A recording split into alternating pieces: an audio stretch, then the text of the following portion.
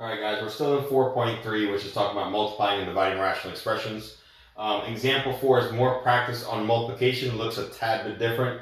And in example 5 in today's videos, we'll do some division where there's only like one extra step to do. Alright, let's go ahead and dive in this thing. Notice that you're supposed to have two fractions, but the second thing is not even a fraction. So I'm going to go ahead and put it over 1. You guys remember anytime something's not a fraction, feel free to put it over 1 in order to make it a fraction. Now let's go ahead and factor everything we can, just like usual, in order to simplify these. Keep in mind, don't forget to write down the domain before you cancel out everything that they have in common. This thing is a binomial, which means only GCF will work, or difference of two squares. It's not GCF because they have nothing in common. It's also not difference of two squares because difference meant it should be a minus sign between two things. So this thing doesn't factor at all, so it just stays the same, which is nice because that's less work for us, right? Now this bottom thing right here, it's a binomial again. It's not GCF because I don't see anything they have in common. One's a number, one's a variable. But I do notice there's a minus sign in between those two things. The question is that difference of two squares? As in, can you take the square root of the x to the fourth and the square root of 16? In this case, yes, you actually can. I know the square root of 16 will give me a 4, so they both get a 4. In order to get a negative 16, one has to be a positive, one has to be a negative. Now this thing's new. The square root of x to the fourth is x squared, which makes sense because x2 times x2 is not x to the fourth. So that factors into this thing on the bottom. Now let's deal with that second fraction. We know we can't do anything with that 1 on the bottom. This thing's a trinomial, so it looks like it was going to be AM method, except it starts with x cubed. The AM method should start with x squared. In case you guys are wondering, what's he talking about AM method? What is AM method? AM method is when you can multiply two numbers to multiply the last number, but add them to get to the middle number. You'll see what that looks like because I'm pretty sure this ends up being AM method after I use what they call GCF. I know this is GCF because I noticed that they all have one x in common. I can't take out 2 out of all of them because this one doesn't even have 2 to offer. So the most you can take out is the least that they have between all 3 of them. In this case, 1x. So let's see what happens to your remainder, the inside. If I take 1x out of 3 x's, I'll be left with 2 x's. That 4 will still be there because I didn't take out any numbers. If I take 1x out of 2 x's, I'll be left with 1. That negative 12 will remain there. I didn't touch the numbers at all. And if I take 1x out of 1x, I'll be left with none. Now this inside part is what you call the AM method because the fact that it's a trinomial and it starts with x squared. So we'll factor that in the next step. So here's your first fraction, it was x plus 2. I don't know if you guys noticed, but if you take a look at the bottom looks like it could be factored again, at least one of them. This thing right here is difference of squares again. I can't do difference of squares here because for difference you need a minus sign, right? So this thing does not factor just for the fact that it had a plus sign. But I can factor this thing again into 2 more parentheses. So if you do the difference of two squares, the square root of x squared will give me x for each. The square root of 4 will give me a 2 for each. To get a negative 4, you need one to be positive and one to be a negative. So this thing factored again twice. By the way, that's always going to happen, difference of two squares, when you start with x to the fourth or any even number higher than 2 itself. Now, we did say that was AM method, so I have my x that I already took out. Let's see what 2 numbers work for AM method. Again, M stands for multiplication, A stands for addition. I need 2 numbers that multiply to negative 12, but the same 2 numbers should also add up to a positive 4. So I think in this case, a 6 and a 2 is going to work. Let's try a positive 6 and a negative 2. 6 times negative 2 is negative 12, and 6 minus 2 is indeed 4. And I know x times x will give me my x squared back. And keep in mind, this whole thing was over 1, right? Now, what I said before in the beginning of the problem, before you start canceling out stuff that they have in common, work on your domain. Your domain is what the bottom cannot equal. And you can simply get that by setting everything on the bottom equal to 0. So I'm going to set this x squared plus 4 equal to 0. I'm also going to set this x plus 2 equal to 0. And this x minus 2 equal to 0. If you solve these two, you should get x equals a negative 2 here and x equals a positive 2 here. This one's a little bit more complicated. You would have to subtract 4 on both sides, and you get x squared equals a negative 4, right? And when you take the square root of both sides, what happens? We can't take the square root of a negative number. That's impossible. I'm sure at some point you guys will learn about what they call imaginary numbers. But this thing doesn't even have an answer because of the fact that it comes out as an imaginary solution. It has to be what they call a real solution. So in this case, x can't be a negative 2. X also cannot be a positive 2. Let me talk about this thing for a little bit. This number will never, ever, ever be negative. In other words, you will never get this thing equal to 0. Why? Any number that you plug into x, when you raise to the second power, what happens? It should come out positive. For example, let's try 3 squared. Isn't 3 squared 9? Now let's try negative 3 squared. Well, negative 3 squared, that's still positive 9. And if you add 4 to that, you'll get an even bigger number. So you can't not get this thing equal to 0. So this thing will always be positive no matter what. Okay? So the only two things we need to be concerned about are these two over here. So your domain is x cannot be a negative 2 and x cannot be a positive 2. So whenever you end up with an imaginary solution, you don't need to worry about those. Okay? Imaginary because you cannot take the square root of a negative number. Now let's see what they have in common, if they had anything in common at all. I noticed that the only thing that they have in common is these x minus 2's. Actually, they have more in common. And keep in mind, yes, they can be in separate fractions. Just the rule is one has to be on top, one has to be on bottom. I also noticed that they have an x plus 2 in common on top and bottom. Let's see if we have anything else. I think that's it, guys. So the only things that we have left is, let's see, up top you had this x and this x plus 6. On the bottom, you have this x squared plus 4. You can write a 1 in parentheses if you want, but 1 times this thing is still going to be this thing, right? So that right there would be your final answer in simplified form. A little bit more complicated because there's a lot more going on over here. All right? Now let's try the same thing in part B. Let me go ahead and make some room for part B.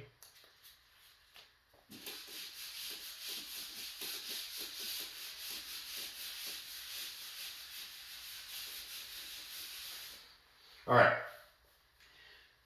Part B. So let's start with this thing first. This thing's not a fraction, so we can slap that over 1. This thing has 2 terms, and I see a minus sign, so maybe it's difference of 2 squares. Even though you can take the square root of 4, you cannot take the square root of an x cubed. It has to be an even number in order for you guys to take the square root of it. So for example, x squared would work, x to the 4th will work, because the square root of x squared is x, the square root of x to the 4th, as you guys find out, is x squared. Has to be an even number, so this will not work. So that means difference of 2 squares will not work, so maybe it's GCF instead, greatest common factor. Is there anything that these two things have in common? In this case, I notice they both at least have an x. Well, how many x's can I take out of each one? Since this one only has 1 to offer, that means you can only take out 1 x. And let's see what you have left on the inside. If I take 1 x out of the first term, you should be left with 2 x's, right? If you take 1 out of 3, you'll be left with 2. Now, if you take a look at the second term, if I take that x out, the x will be gone, but that negative 4 will still be there. Yes, for those of you guys thinking ahead of me, that this is difference of 2 squares again, so we'll factor that again in the next step. Now for the bottom. The bottom is indeed AM method because it starts with x squared, and it's a trinomial, so we know it's AM method. But in this case, this is what I call the hard version of the AM method. In case you forgot what the difference is between the easy version and the hard version. In the easy number, let me throw up an easy problem over here. In the easy version, you did not have a number in front of x squared. And this thing would just be x plus 3 and x plus 2, right? Because 3 times 2 multiplies out to 6, and 3 plus 2 adds up to 5. This is the easy version. These are both the hard version. How do I know? Because they now have a number in front of it. Okay? That will actually be GCF first before we do the hard version, I believe. So let's try this out, what the hard version is. There's 2 things that are different in case you guys forgot what those 2 things are. We'll go over them. First things first. Your addition value is still negative 13.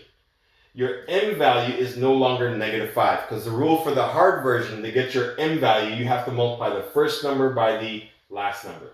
So 6 times negative 5, that will give us a negative 30. So I'm trying to figure out what two numbers multiply to negative 30 that add up to a negative 13. Let's try 10 and 3, see if that'll work. Okay? I can do 10 times negative 3, for example, which is negative 30, but will 10 minus 3 give me negative 13? No, it won't. That's because 10 and 3 in this case will not work. So let's try two separate numbers. Think about two more factors that can give you 30 when you multiply. How about 15 and 2? All right? 15 and 2 give me 30. I can definitely get a 13 out of 15 and 2 as well. Let's try a negative 15 and a positive 2, see if that will work. Negative 15 times 2 is negative 30. And when you owe 15 bucks and you pay back $2, you will still owe 13, won't you? So these two numbers do work. So that's the first difference for the hard version, is that you have to multiply first times last to get your M value. The second thing that's different is rather than having x times x, because you don't have a regular x squared anymore, you have a 6x squared, you've got to look at it this way. Imagine this 2, meaning that there are two 6x's. 1, 2. And I know that doesn't look right because 6x times 6x will not give you 6x squared, right? But after you reduce it, you will get the correct answer. So here we go. If you take a look at the first parentheses, it looks like I can divide both of these by the number 3 to reduce it. So if you do 6x divided by 3, you should end up with a 2x, right? If you do 15 divided by 3, you should end up with a 5. Now let's see if we can do the same thing with the second parentheses and reduce that one as well. It looks like I can divide both of these numbers by a 2. Well, 6x divided by 2, that's a 3x. 2 divided by 2, that will give me a 1. Now, if I multiply 2x times 3x together, in this case, now I will get my 6x squared. So your first step, that's different again. To get your M value, you got to multiply first times last. The second difference is that you'll have 2 over however many x's they gave you. In this case, we have two 6x's. And your last step is to reduce the parentheses if you can. Sometimes they both reduce, sometimes only one reduces. All right? So we're done with that one. Now, last fraction. We know it's over 1. We don't have to do anything with that 1. This looks like it was a AM method again, but it starts with x cubed, so I know it's not. I do notice, just like the first one, they all have an x in common. The most amount of x's that I can take out, it looks like there's only 1, because the last one only has 1 to offer. So let's take out that 1x. The other question is, can I take a number out of 2, 3, and 5? As in, is there a number that I can divide 2, 3, and 5 by? The answer is no. So that means those numbers will stay where they're at. So the 2 will stay in the first spot, the negative 3 will stay in the second spot, the negative 5 will stay in the last spot, since I couldn't take out a number that they all had in common. Now let's see what happens with the x's. If I take 1x out of 3 x's, you'll be left with 2. If I take 1x out of 2 x's, you'll be left with 1. And if I take 1 out of 1, that last term won't have any left. Now, this inside part is what you call AM method. But because I still see a number up front, that means it's still the hard version, isn't it? So, again, let's go over the differences. So, let's see. Let's do this on the side over here. So, to get your M term, you have to do first times last. 2 times negative 5, that's a negative 10. So what two numbers multiply out to negative 10, but add up to a negative 3? Well, let's erase this so you guys don't get confused. Let's try a negative 5 and a positive 2. Negative 5 times 2 does give me negative 10. And negative 5 plus 2 does give me negative 3 when I add them together. Now keep in mind what I said before. I said take a look at this thing as having two 6x's. In this case, I have two 2x's. So 1, 2. Do either one of these parentheses reduce? As in, is there a number I can divide them both by? Well, there's no number I can divide 2 and 5 by, right? But there is a number that goes into 2 and 2. The answer being 2. So this parentheses will stay the same. The second parentheses, if you reduce them both by 2, 2x divided by 2 is 1x. We say x. 2 divided by 2 is 1. So that top right part will simplify into this part. Okay, so let's go ahead and write that down. So first fraction you have x. This thing is difference of squares. It'll factor in x plus 2 and x minus 2. Take the square root of 4, you'll get 2 each. To get a negative 4, you need one positive and one negative. The bottom part, we already factored in 2x minus 5 and a 3x plus 1. There's your time symbol. Now, the top right one, we had an x on the outside. Don't forget about that. And the inside part, we factored it right here. It factored as 2x minus 5 and a x plus 1. And that was all over 1. Now, just like before, yes, they have some stuff in common, but before you tell me what they have in common, give me your domain, as in what can the bottom not equal. So I only see 2 things on the bottom. I don't need to worry about that 1. It doesn't have an x to solve for. But I do see these 2 things that we've got to go ahead and solve. So let's do that. So I'm going to set 2x minus 5 equal to 0. I'm also going to set 3x plus 1 equal to 0. Now let's solve each one of these to see what the bottom cannot be. Here I'm going to solve this one by adding 5 to both sides. And you get 2x equals 5. And when you divide by 2, you get this fraction. So in this case, your domain is x cannot equal a 5 halves. I know it's 2.5, but I think they prefer a fraction for these types of problems. Here, same thing. I'm going to solve it by subtracting 1 on both sides. So you get 3x equals a negative 1. Last step, divide both sides by 3, and you get this fraction. So x also cannot equal a negative 1/3. So that's your domain right there.